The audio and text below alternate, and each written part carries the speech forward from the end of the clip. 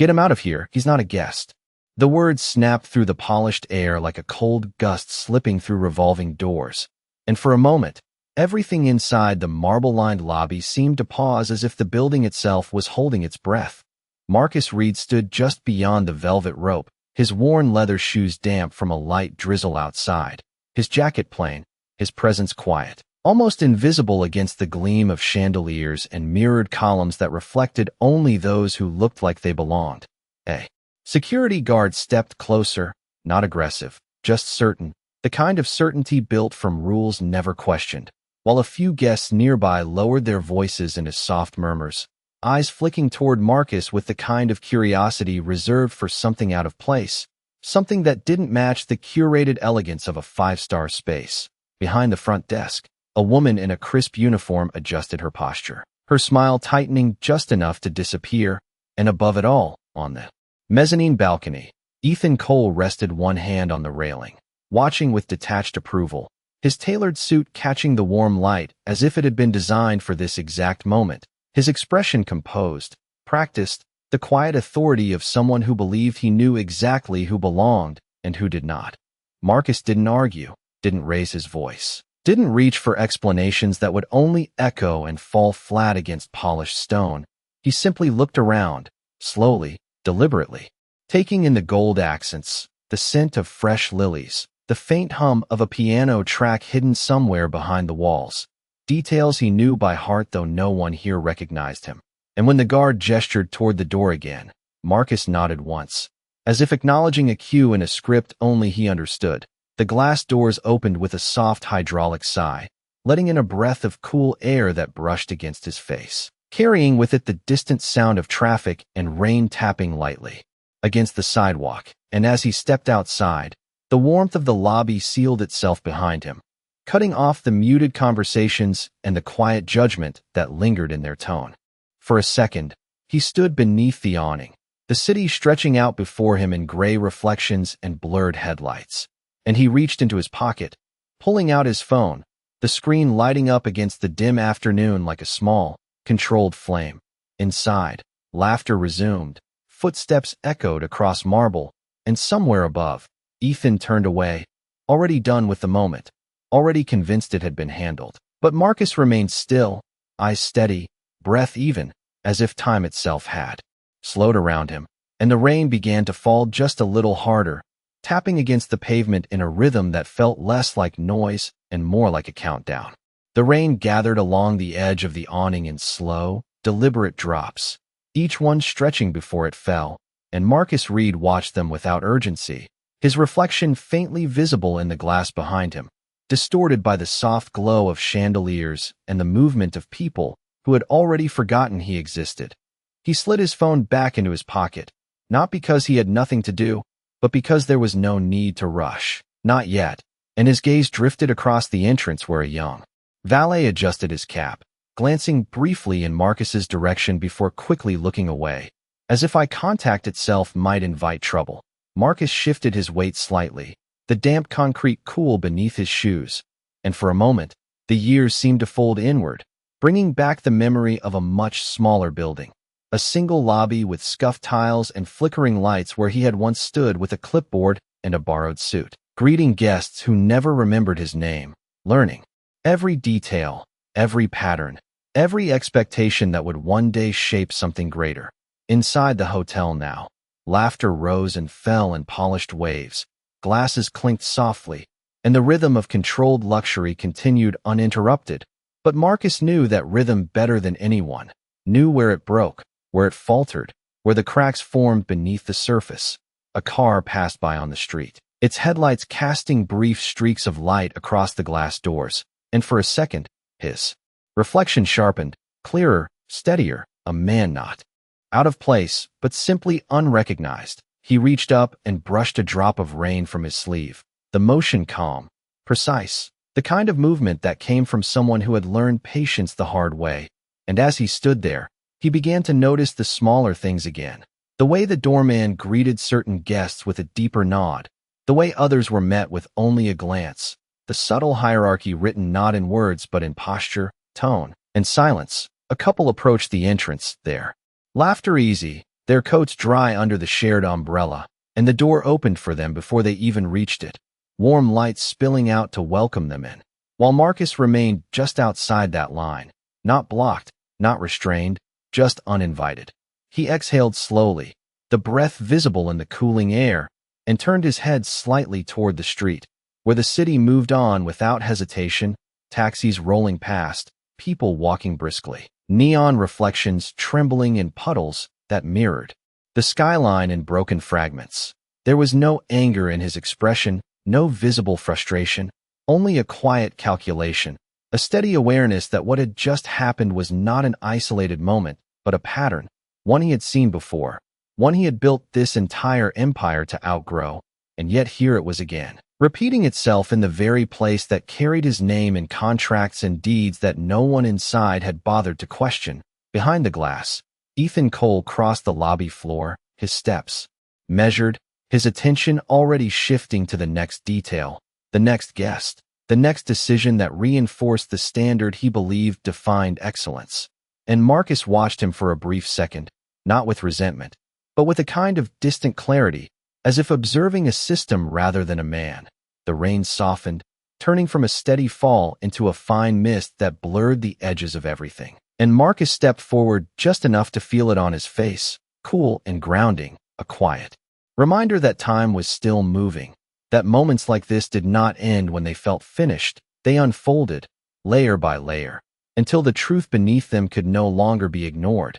And as he stood there, still, composed, and entirely present, the faint sound of an approaching engine began to rise from down the street, low and deliberate, not loud enough to draw attention yet, but steady enough to signal that something was already in motion. The low hum of the approaching engine grew clearer, cutting through the softened rain like a line being drawn across an invisible page. And Marcus Reed did not turn immediately. He let the sound settle, let it arrive fully before acknowledging it, the same way he had learned to read a room before stepping into it. Across the street, a sleek black sedan slowed to a near-silent glide, its headlights dimmed against the gray afternoon, followed by another, and then a third, each one identical in presence, deliberate, controlled, their tires whispering against wet pavement as they aligned one by one along the curb in front of the hotel. The valet straightened instinctively, his posture sharpening as if trained for moments like this, while the doorman adjusted his gloves, eyes narrowing slightly in recognition of something important, something that did not happen by accident. Marcus shifted his gaze just enough to take it in, not surprised, not impressed, simply aware, and inside the lobby, movement began to ripple in subtle ways. A receptionist pausing mid-gesture, a guest turning their head, a quiet tension threading through the polished calm as the outside world pressed gently against the glass. Ethan Cole reappeared near the entrance, his stride measured but quicker now, his attention drawn by the change in atmosphere. And he stopped just short of the doors, his reflection merging with the rain-streaked surface as he looked out, trying to assess, to understand, to maintain control of a situation that had not yet revealed itself. The first car door opened with a soft, precise motion, and a man in a tailored charcoal suit stepped out, his shoes meeting the pavement without a splash, his expression composed, his presence carrying a weight that did not need to be announced. Another followed, then a woman with a leather portfolio held close against her side, her gaze sharp. Scanning the entrance with quiet authority, the valet moved forward quickly now, offering assistance with a practiced smile that reached just a little too late, as if catching up to the importance of the moment, and the doorman pulled the glass doors open wide, the warm light spilling outward again, but this time it felt different, less welcoming, more revealing. Marcus remained where he was, just beneath the edge of the awning, the mist settling lightly against his skin, and for a brief second, one of the suited men glanced in his direction, not dismissing, not questioning, simply recognizing, a flicker of acknowledgement that passed as quickly as it came. Inside, Ethan stepped forward, his voice low, controlled, offering a greeting that carried the polished tone of hospitality, but there was a slight hesitation beneath it, a fraction of uncertainty that had not been there before. The group entered without breaking stride, their presence shifting the air, not louder, not forceful, just undeniable. And as they crossed the threshold, the Rhythm of the lobby adjusted around them. Conversations softening, movements aligning, attention redirecting towards something that had not yet been named. Marcus finally moved then. One step forward, then another, not toward the entrance but along the edge of the sidewalk, his pace unhurried, his posture unchanged, and as he passed the line where the awning ended, the last of the rain touched his shoulders, darkening the fabric slightly, grounding him in the moment. He reached into his pocket. Once more, not to check his phone, but to adjust the small, folded card he carried, a habit more than a necessity, and his eyes lifted briefly toward the lobby, where Ethan now stood facing the group, offering explanations, gestures, assurances that everything was in order, everything under control. Marcus watched that for a second, just long enough to understand exactly how much control Ethan believed he had. And then he looked away, his expression unchanged, his silence steady, as the final car door closed behind the arriving group. The sound soft but final, like the closing note of something that had already begun. Marcus Reed slowed his steps just enough to let the moment stretch, not because he needed time, but because he understood the weight of timing, the way a single second could shift the meaning of everything that followed. And as he moved along the edge of the sidewalk, the soft mist settling into a steady drizzle again, he turned slightly toward the entrance, not stepping inside yet, but close enough to feel the warmth pushing through the glass, close enough to hear the faint shift in tone from within. Inside, Ethan Cole stood straighter than before, his voice measured, almost rehearsed, as he addressed the newly arrived group, his gestures precise, his smile controlled. But beneath it there was something new, something tighter, a flicker of uncertainty that had not been part of his posture minutes ago. The woman with the leather portfolio spoke quietly to one of the men beside her, her eyes scanning the lobby with a detail-oriented calm, while another member of the group paused near the reception desk, observing the staff with a level of attention that made even the smallest movements feel exposed. The receptionist adjusted her posture again, her hands folding neatly in front of her, her smile returning but thinner now, less certain, as if she could sense that something invisible was being evaluated in real time. Marcus watched all of it through the glass, his reflection faint beside the interior scene. Two worlds layered together, one outside in the cool gray light, one inside wrapped in curated warmth. And for a brief moment, his gaze settled on Ethan. Not confrontational, not demanding, just steady, as if marking a point in time that would soon matter more than anyone inside realized. A guest brushed past Ethan, offering a polite nod, unaware of the subtle shift in power unfolding just a few feet away, while the valet outside glanced between Marcus and the line of cars, his instincts telling him that something was happening, something he could not yet name, but could not ignore either. Marcus stepped forward again, this time approaching the entrance with quiet intention, his shoes making soft contact with the damp pavement, each step measured, unhurried. And when he reached the edge of the doorway, the doorman hesitated for the briefest fraction of a second, recognition not fully formed but instinctively present, and then stepped aside without a word, pulling the door open just enough to allow passage. The transition was subtle, almost invisible, but it was there, a shift from exclusion to access without explanation, without announcement, and Marcus crossed that threshold with the same calm he had carried from the beginning. The warmth of the lobby settling around him once more, the scent of polished wood and fresh flowers. Returning, familiar and unchanged. Conversations continued, though softer now, eyes flickering toward the group near the center of the lobby, where Ethan was speaking, his tone confident but slightly strained, as if trying to maintain control of a situation that had already begun to move beyond him. Marcus did not walk directly toward them. Instead, he paused near a column, his presence blending into the space again, not hidden, but unnoticed by those who were not looking closely. And from there, he observed the way the staff responded, the way the energy shifted, the way small details revealed larger truths. One of the suited men glanced in his direction again, this time holding the look for just a moment longer, enough to confirm what he already knew. And then he turned back toward Ethan, his expression neutral, but his attention sharpened. Marcus remained still, his breathing even, his posture relaxed. Yet there was a quiet gravity to him now, something that did not need to announce. itself to be felt, and as the rain tapped gently against the glass behind him, the space between what had happened and what was about to happen grew thinner, tighter, until it felt like the entire room was balanced on a moment that had not yet been spoken aloud. The shift did not happen all at once. It unfolded in small, almost imperceptible movements that only someone paying close attention would notice. And Marcus Reed stood near the column, his gaze steady as he watched the room begin to tighten around a tension no one had yet named.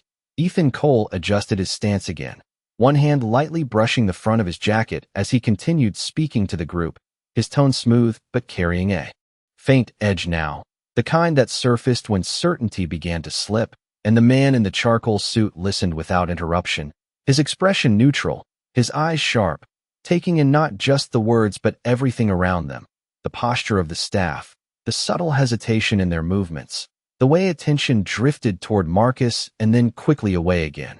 A guest nearby lowered their voice mid-conversation, glancing toward the center of the lobby, sensing that something was different, even if they could not explain why, while the receptionist behind the desk shifted her weight, her fingers tightening slightly against the polished surface as if bracing for a question that had not yet been asked. Marcus took a slow step forward, not toward Ethan directly, but into the open space where the polished floor reflected the overhead light in soft, golden tones, and for a brief moment, his reflection aligned with the room around him, no longer separate, no longer outside, just another presence within the frame. The woman with the portfolio turned her head then, her eyes landing on Marcus with a recognition that did not need confirmation, and she leaned slightly toward the man beside her, speaking in a low voice that did not carry but shifted his attention instantly, his gaze following hers until it settled on Marcus with a quiet understanding.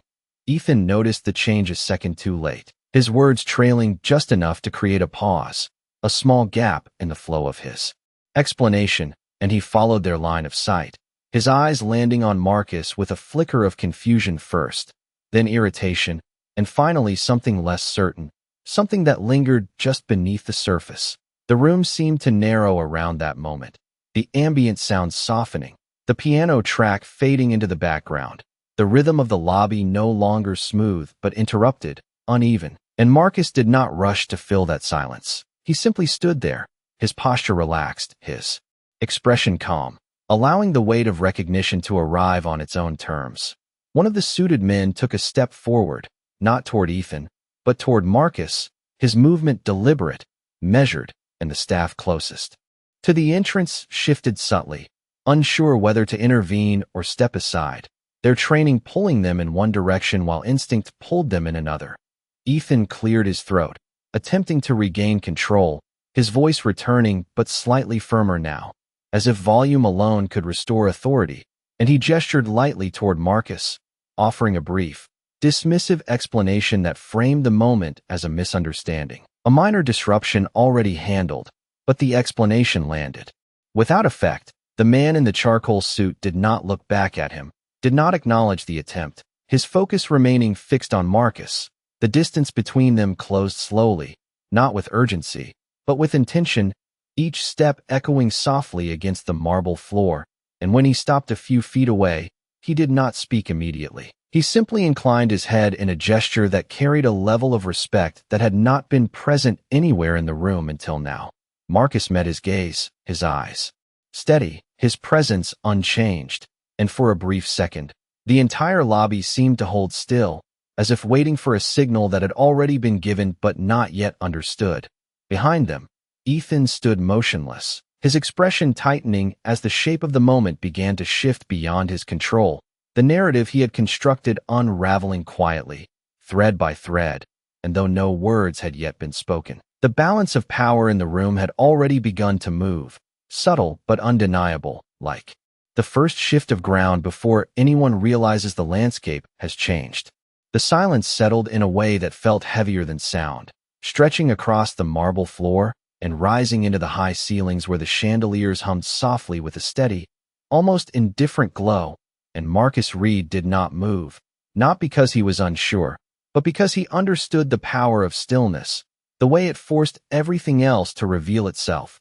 The man in the charcoal suit remained in front of him, his posture composed, his gaze respectful, and for a moment, Neither of them spoke, the pause itself becoming a statement that the rest of the room could not ignore. Behind them, Ethan Cole shifted his weight, the faint sound of his shoe against the polished floor cutting through the quiet, his breath measured, his expression tightening as the situation slipped further from the structure he had built around it. And he glanced toward the staff, as if expecting someone to restore order, but no one moved, no one stepped forward. The usual rhythm of command and response broken by something deeper, something unspoken but clearly understood. A soft chime echoed from the elevator at the far end of the lobby, the doors sliding open with a smooth mechanical grace, and two more individuals stepped out, both dressed with the same understated precision, their presence aligning seamlessly with the group near the entrance. And as they approached, their eyes briefly met Marcus before shifting to the others, confirming without words what had already been recognized. The receptionist lowered her gaze for a second, then lifted it again, her posture now rigid, as if bracing for a correction that might redefine everything she thought she understood about her role, while the valet near the door stood perfectly still, hands clasped in front of him, his earlier uncertainty replaced by a quiet awareness that he had witnessed something he would not forget. Marcus drew a slow breath, the air warm against his lungs, carrying the faint scent of polished wood and distant coffee, and he let it out just as slowly, his shoulders relaxed, his presence grounded, not rising to meet the tension, but allowing it to settle around him. Outside, the rain continued its soft rhythm against the glass, each drop tracing a path downward, blurring the city beyond into streaks of muted light. And inside, the contrast felt sharper now, the warmth of the lobby no longer comforting but exposing, revealing the subtle lines that separated assumption from reality. Ethan took a step forward, his voice returning, controlled but quieter now, as if adjusting to a new tone he had not planned to use, and he addressed the group with a formality that bordered on careful, his words chosen with precision, yet carrying a faint tremor beneath them, a sign that the confidence he relied on was beginning to fracture. The woman with the portfolio glanced at him briefly, then back to Marcus, her expression unreadable but attentive, as if waiting for a signal that would determine how the moment would resolve. Marcus finally lifted his eyes fully, meeting the gaze of the man before him, and in that look there was no anger, no demand, only clarity, a quiet acknowledgement of everything that had already taken place, everything that had been seen without needing to be said. The man inclined his head slightly once more, a gesture of recognition that held steady, and then, without raising his voice, without drawing attention, he stepped half a pace to the side, creating a clear path, not just physically but symbolically, an opening that shifted the entire space without a single command. Marcus did not step through immediately. He allowed the moment to breathe, to settle into the awareness of everyone watching, the staff, the guests, Ethan himself, who now stood still, his hands no longer moving, his expression caught between realization and disbelief. And as the seconds passed, the weight of what had been misunderstood began to take shape, not in loud declarations, but in the quiet alignment of people, posture, and presence. The lobby remained silent, the piano track barely audible now, the air thick with anticipation, and Marcus stood at the center of it all, unchanged, steady, as if he had always belonged there, as if the space itself was slowly remembering something it had briefly forgotten. The moment did not break with noise, it shifted with recognition, quiet but absolute, and the man in the charcoal suit finally spoke, his voice calm, measured, carrying across the lobby without force yet reaching every corner of the room. "Good afternoon, Mr. Reed." And the words landed with a clarity that cut through every assumption that had filled the space moments before.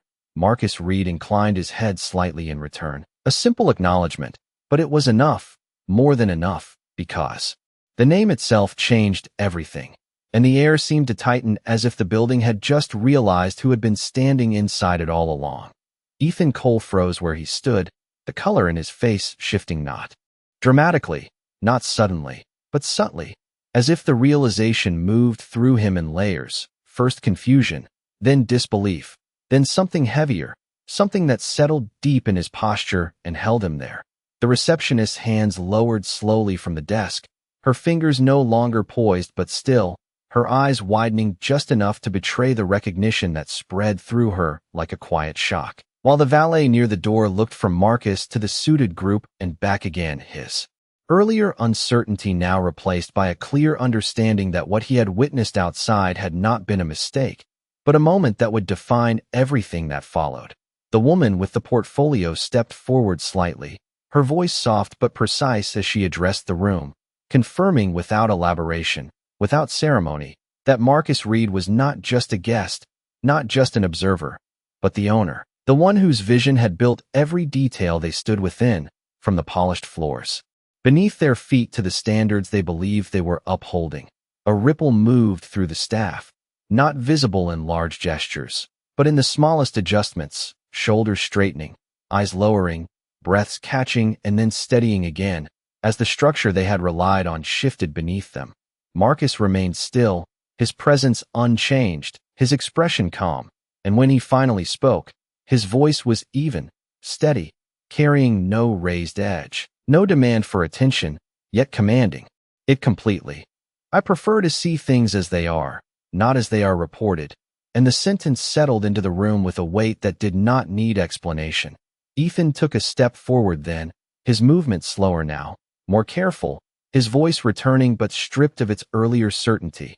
"Mr. Reed, I was not aware," he began, but the words felt incomplete before they even left his mouth. Because awareness was no longer the question. Not here, not now. Marcus's gaze met his, not harsh, not forgiving, simply present, and in that look was the full reflection of everything that had just occurred, every assumption, every decision made in a moment that had seemed insignificant at the time. The man in the charcoal suit stepped back slightly, allowing the space between them to open, not intervening, not directing, just observing as the truth settled into place. The rain outside continued its soft rhythm against the glass, the city beyond moving as it always did, unaware of the shift that had just taken place inside these walls, and yet within the lobby, nothing felt the same. The polished calm now carrying an undercurrent of reality that could not be smoothed over. Marcus let the silence hold. For a second longer, not to prolong discomfort, but to allow understanding to take root fully.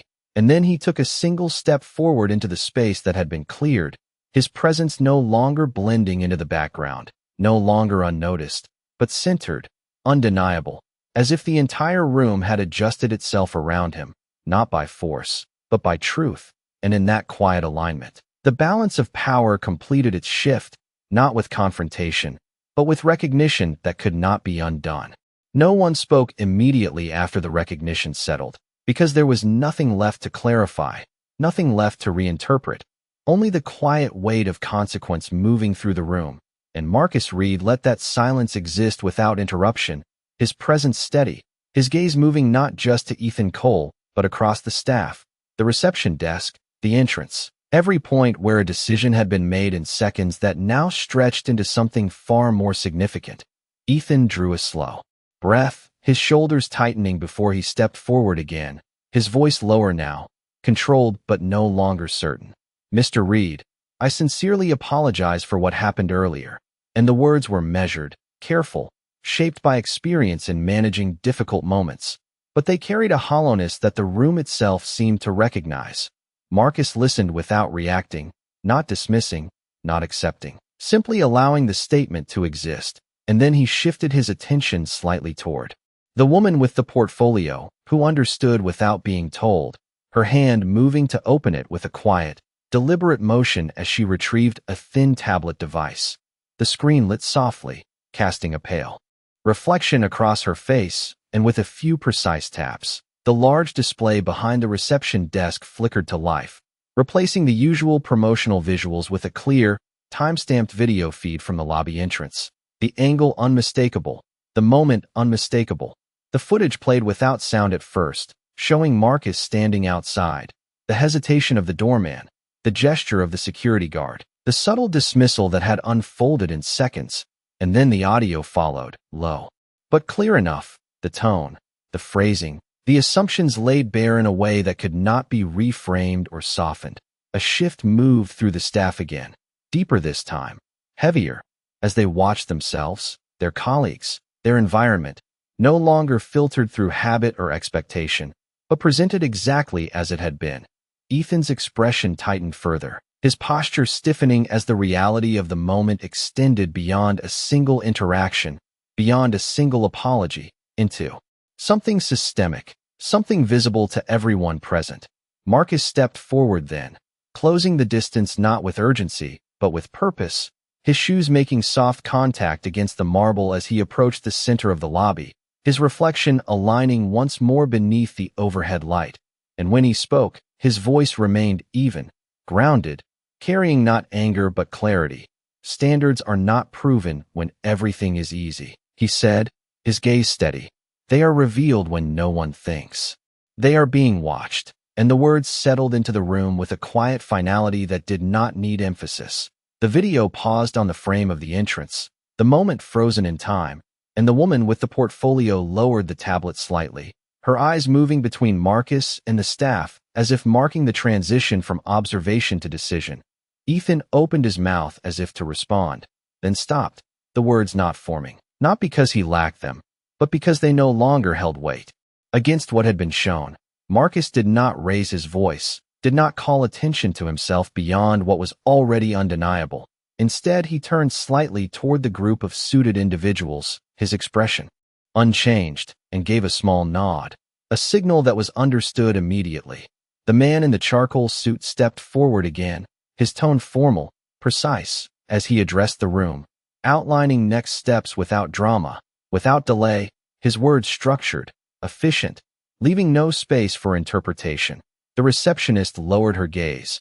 The valet remained still, and Ethan stood at the center of it all, no longer directing, no longer defining, but absorbing the full weight of a moment that had shifted beyond his control. Outside, the rain had begun to ease, the droplets thinning against the glass, the city slowly re-emerging in clearer lines, and inside, the lobby felt different, not louder, not chaotic, but stripped of illusion, every polished surface now reflecting something more honest than before. As Marcus remained where he stood, calm, composed, allowing the consequences to unfold not through force, but through truth that had finally been seen. The lobby did not erupt. It did not collapse into chaos or raised voices. Instead, it settled into something far more powerful, a quiet reordering where every movement carried meaning, every silence held weight, and Marcus Reed stood at the center of it without claiming it, without needing to, his presence alone enough to anchor the moment as it unfolded. The screen behind the reception desk dimmed slowly, returning to its usual display, but the image it had shown remained etched in the air, in the posture of the staff, in the stillness that lingered where routine had once flowed without question. Ethan Cole remained where he was, his shoulders no longer squared in authority, but held in a quiet tension, as if adjusting to a reality that had shifted beneath him. And though he did not speak again, the absence of his voice carried more than any explanation could have, a recognition that control, once assumed, could be lost without warning. The suited individuals moved with calm efficiency, not rushing, not dramatizing, simply stepping into roles that had always existed beneath the surface, their voices low, their instructions precise, and one by one, the structure of the space began to realign, not visibly at first, but in the way decisions were no longer deferred, in the way attention redirected itself towards something grounded rather than assumed. The receptionist straightened fully, her expression composed but changed, no longer relying on habit, but aware now of the standard that had been revealed, while the valet near the entrance exhaled slowly, his hands unclasping for a moment before settling again, as if releasing a tension he had not realized he was holding. Marcus took a slow step forward, then another, moving through the lobby not as someone reclaiming space, but as someone who had never lost it, his shoes gliding softly across the marble, each step measured, unhurried. And as he passed the reception desk, his reflection followed beneath him, clear and steady, no longer distorted by distance or assumption. He did not stop to address anyone directly, did not call attention to himself beyond what had already been understood. Instead, he allowed the environment to speak for itself, the quiet adjustments, the subtle shifts, the awareness settling into every corner of the room. Near the entrance, the glass doors stood closed now, The rain outside reduced to a faint mist that blurred the city into soft outlines, and the doorman stood straighter than before, his posture no longer automatic but intentional, as if every gesture carried a renewed meaning. Marcus paused for a brief moment at the center of the lobby, his gaze lifting toward the high ceiling where the chandeliers cast a steady, golden light. And in that stillness, there was no triumph, no visible satisfaction, only a calm acknowledgement of what had been revealed, of what would change because it had been seen. The man in the charcoal suit approached him quietly, stopping just to the side, his presence respectful, his voice low as he confirmed that everything was being handled, that the necessary steps were already in motion, and Marcus gave a slight nod. Nothing more, because there was nothing else required, no further instruction needed. Behind them, the lobby continued to adjust, conversations returning in softer tones, movements resuming but more deliberate now, as if the space itself had learned something it would not forget. Marcus turned slightly then, his gaze passing once more across the room, not lingering on any one person, not assigning blame, but taking in the whole, the system, the environment, the truth that had surfaced through a single moment of being unseen.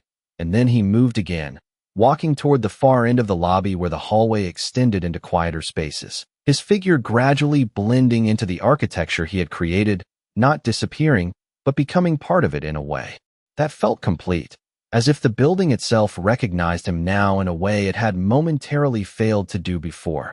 The light followed him as he walked, reflecting softly across the polished floor, and when he reached the edge of the corridor, he did not look back, because there was no need to. The silence behind him already speaking clearly, carrying the kind of justice that did not demand attention, only understanding. And in that quiet, steady rhythm, the space settled into something new, something more honest, where presence was no longer measured by appearance, but by truth that could not be overlooked again.